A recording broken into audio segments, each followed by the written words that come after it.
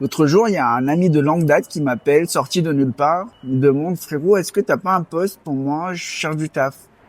Et ce gars-là, c'est pas n'importe qui, c'est un dinosaure, un collègue qui, à son apogée, il avait 20 gars qui bossaient pour lui. 20 mecs qui géraient tous les jours. Alors je lui demande, mais pourquoi tu retournes toi dans le salariat? Grosso modo, il m'explique un peu que, en fait, il en avait marre de gérer des imprévus, qu'il voulait changer radicalement de vie, et puis prendre un rythme 9-17 heures, chill, sans prise de tête. Et plus recevoir d'appels après 21 heures parce qu'il y a un problème urgent, dur, qu'il faut régler là, maintenant, tout de suite. Et franchement, moi, je comprends.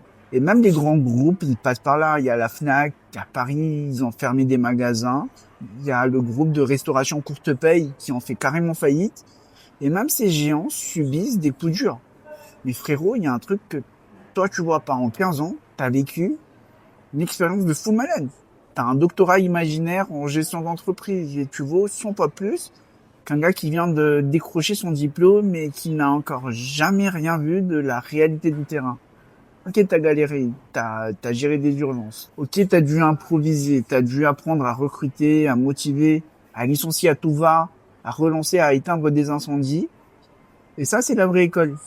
Elle donne pas de diplôme, mais elle grave des cicatrices, mais dures. Alors ouais, tu peux souffler. Tu veux te mettre au calme, tranquille, mais retiens juste un truc. Si tu reviens un jour dans le business, ce que t'as mis 15 ans à construire, tu pourras facilement le refaire en un an.